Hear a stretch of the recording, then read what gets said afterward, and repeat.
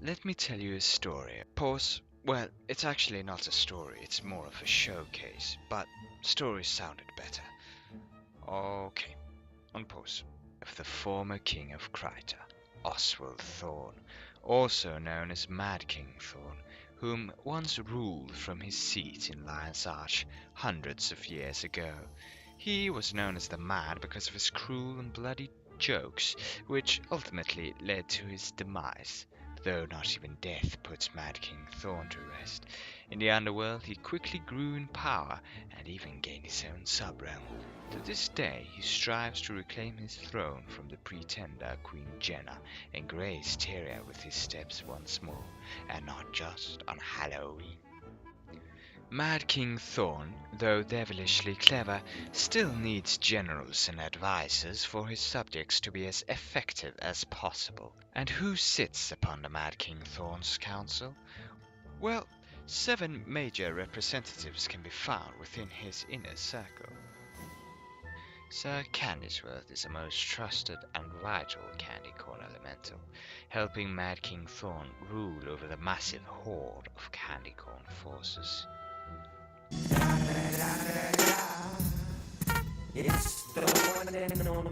Did that candy thing just rap? What the fuck? Igneous, commander of the Hellfire divisions, is an important leader to Mad King Thorn's most ferocious fighting squads. These elite skeletons have been forged in Hellfire and turn all their foes to ash in almost an instant.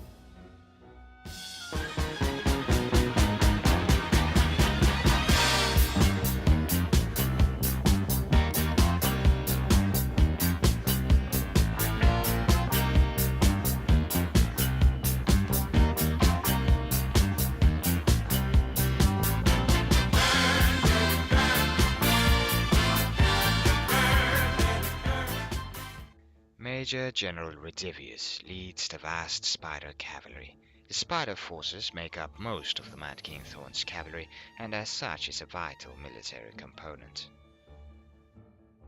How do they produce webs? I mean, they are plastic. Another vital military component of Thorn's army is the Air Force, which Commander Volante is in charge of. Though scared of heights and quite bad at flying, they are nonetheless an important part of the army, and also tend to frighten the enemy with their shrieks, which instantly puts them up there amongst Mad King Thorn's favorites.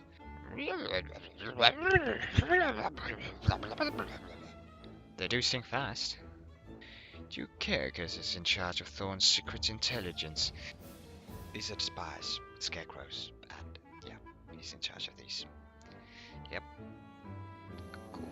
Due to having a great amount of expertise in this area, but also hold an important role as a representative of the slightly more rare skeleton forces that actually glows in the dark, which of course applies a great advantage because glowing is good. Yes. Queen Shala of the Unending Horde is a frightening woman and supplies the Mad King Thorn with an infinite source of undead forces, which Thorn of course values greatly.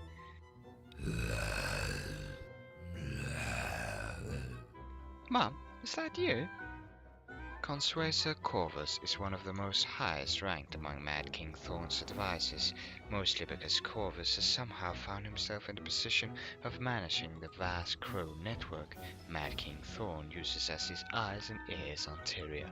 Though not very liked by King Thorn, he is invaluable. Same way, causes we make the war troops over here. No. Enough! Let's move on. Tenebrae the High Lich is a powerful force who serves Mad King Thorn. Though not bound by the king, this darkness seeks to fulfill its own gains, and in so doing aids the Mad King on Tyria. I have an idea worthy of the Mad King. We shall hide our forces behind doors and jump the unsuspecting foe.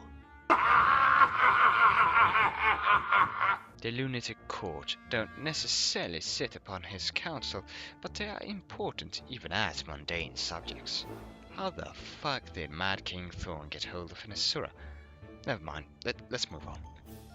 Wait, no, a fucking Shah? No, you've always been a major disappointment.